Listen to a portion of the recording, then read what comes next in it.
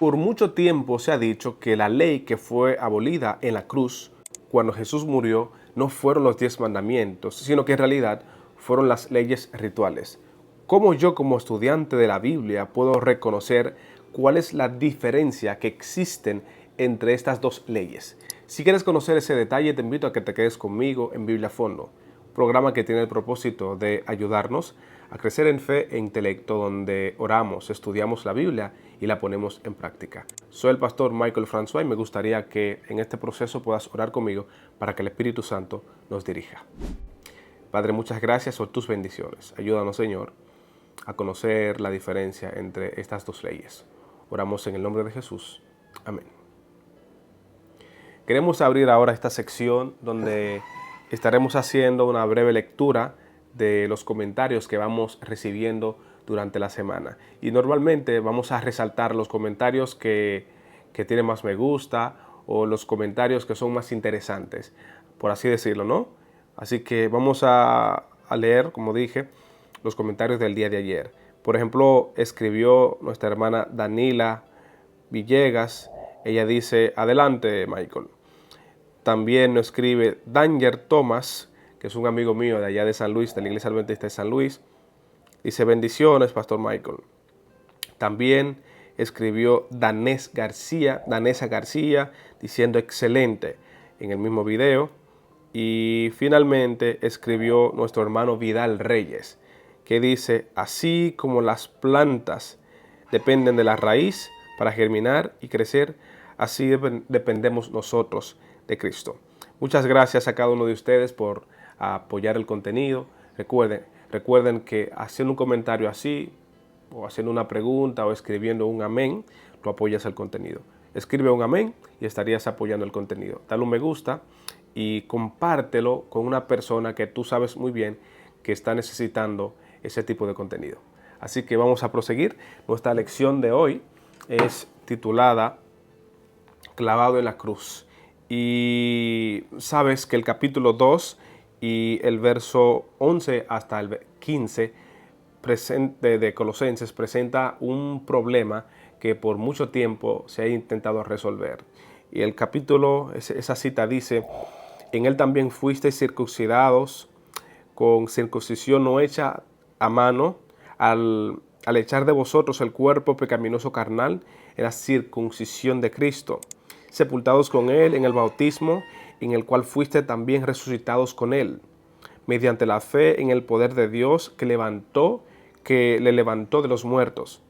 Y a vosotros, estando muertos en vuestros delitos, en pecados y en la circuncisión de vuestra carne, os dio vida juntamente con él, perdonándonos todos los pecados, anulando el acta de los decretos que había contra nosotros, que nos era contraria, quitándola de medio y clavándola en la cruz, y despojando a los principados y a las potestades, los exhibió públicamente, triunfando sobre ellos en la cruz. La pregunta que nosotros hicimos es: ¿cuál es la diferencia que existe entre una ley ceremonial y una ley moral? Debemos reconocer que Pablo está aclarando aquí qué es lo que fue clavado en la cruz y qué no fue clavado en la cruz. Ese es el problema que encontramos en este texto bíblico, que no podemos establecer con facilidad la diferencia entre estas dos leyes. Y es que algunos creen que realmente Jesús, al morir en la cruz, anuló la ley moral y anuló también el sábado. Sin embargo, vamos a ver cuál es la diferencia entre estos dos tipos de leyes. Vamos a comenzar con la ley ceremonial. ¿Qué diferencia tú crees que existe entre esas dos leyes? Te invito a que si queda un detalle en cuanto a esta ley, a estas diferencias, la puedas agregar ahí en el comentario, y así mañana yo voy a considerarlo como leí recientemente. Dice aquí, por ejemplo, que la ley ceremonial está vinculada simplemente a los sacrificios que se realizaban de manera diaria, en la mañana y en la tarde, en el santuario. Sabes muy bien que en el Antiguo Testamento había un santuario que era el tipo del santuario que está en el cielo, que era una sombra, que era una miniatura.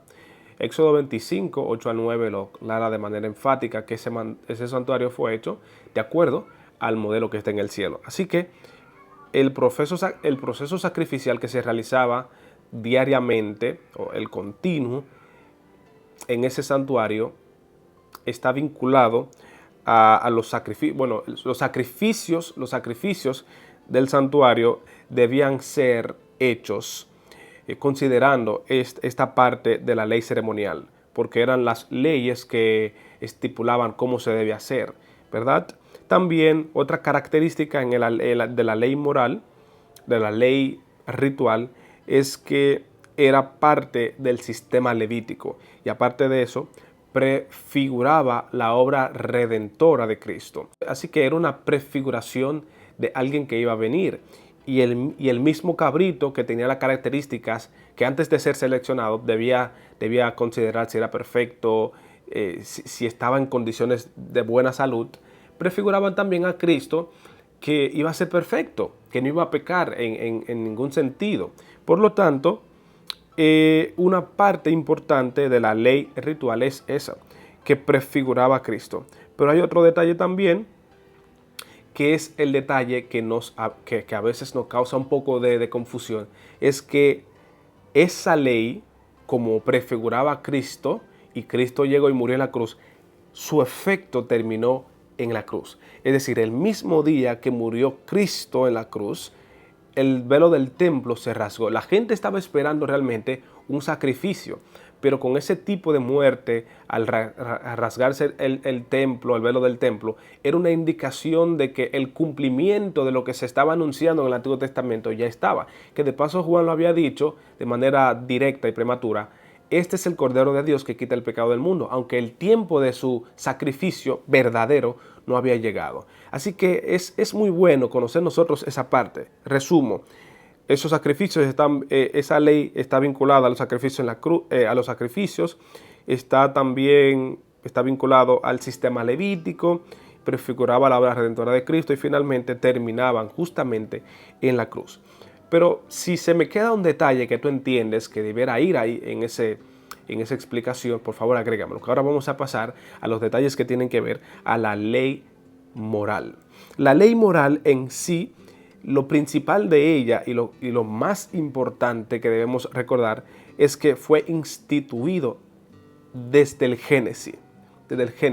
Lo encontramos en el capítulo 1, en el capítulo 2, verso 1 hasta el 3, donde el texto bíblico dice que fueron hechos los cielos y la tierra. Es como la historia de la creación, ese resumen en esos 3 versículos. Así que fue instituido en la creación. Pero eso no significa que comenzó a existir en la creación, sino que el principio de la adoración, de la obediencia hacia Dios, estaba instituido mucho antes del pecado, porque la misma ley es que mide la conducta del pecador. Porque el texto bíblico dice que si no hay ley, no hay pecado. El apóstol Pablo lo explica de esa misma manera. Si no hay ley, no hay pecado. Así que para que se descubriera que Lucifer en el cielo pecó, el texto bíblico de Ezequiel, de Isaías, dice claramente que perfecto eras tú hasta que en ti se halló maldad. Es decir, la ley existía en el cielo para que se pudiera medir que en Satanás, en Lucifer había pecado. Otra característica muy importante que tiene esa ley moral es que es un memorial de la creación y no un símbolo profético. La ley que nosotros mencionamos anteriormente era un símbolo profético. Por lo tanto, la aplicación más práctica que pudiéramos hacer de este pasaje es recordar que es una reafirmación de que el verdadero reposo está en Cristo, sin abolir el memorial de la creación. Si algo es importante para nosotros, es siempre recordarnos de nuestra creación, recordarnos de dónde hemos venido, recordarnos quién nos ha creado. Por eso, Eclesiastés 12:1 habla al joven, Salomón habla al joven diciéndole: acuérdate, joven, de tu Creador en los días de tu juventud. Salomón está hablando claramente y le está diciendo, basado en su experiencia, le está diciendo al joven, yo he pecado, yo me he apartado de Dios, yo he hecho lo inapropiado, incluso con toda mi sabiduría no he podido manejarme correctamente ante los ojos de Dios, pero como yo sé que el tiempo más frágil para tomar la decisión, para permanecer en Cristo, es la adolescencia, es la juventud, Él dice claramente, acuérdate de tu Creador, porque la idea de recordarte de tu Creador es lo más importante, y lo más importante porque acordarte de tu Creador te vincula a tu pasado y te hace recordar cómo tú llegaste a la existencia, quién te trajo a la existencia y cuál es el propósito de tu existencia. Así que es importante que recordemos este detalle, que este texto es solamente una reafirmación de que el verdadero reposo está en Cristo sin abolir el memorial de la creación. Tal vez por nosotros apartarnos de Dios, por nosotros intentar, realmente intentamos abolir la ley porque nosotros atentamos contra la teología primero para que la teología se ajuste a nuestro comportamiento. Pero realmente la Biblia no debería ser tratado así. Nosotros deberíamos cambiar nuestra conducta para adoptar nuestra conducta a lo que dice la Biblia, porque la Biblia es el estándar. Por eso es que en interpretación bíblica siempre se recomienda que nosotros no utilicemos todo el tiempo nuestra experiencia como un estándar para interpretar la Biblia. Parte de nuestra experiencia vale, porque al fin y al cabo, cuando tú lees la Biblia, tú estás influenciado por tu experiencia, por tu pasado, pero no puede ser que porque tú experimentas un tipo de situación y esto te hace a ti decir, no, es que no debe ser así porque yo lo experimento así. Así que nuestras emociones, nuestras experiencias normalmente deben estar fuera en el proceso interpretativo para que nosotros podamos recordar que la Biblia es el estándar que mide nuestro comportamiento. Al fin y al cabo pudiéramos concluir que la ley moral permanece inmutable como el trono de Dios. Es muy bueno recordar, eso lo dice el Conflicto de los Siglos en la página 434. Es muy bueno recordar que Dios no cambia. Y Él mismo dijo, no he venido a abolir, porque hasta que el cielo y la tierra estén, mi palabra va a estar. Séquese la flor, marchítese la hierba, pero la palabra de Dios permanece para siempre. Venid a mí todos los que estéis trabajados y cansados, y yo los haré descansar. Es bueno que tú y yo vengamos a Cristo y podamos descansar en Él. Pero ese mismo texto bíblico, la misma expresión que utiliza para descanso, es la misma que se encuentra en Génesis. La idea de no un descanso simplemente físico, sino que implica un descanso intelectual.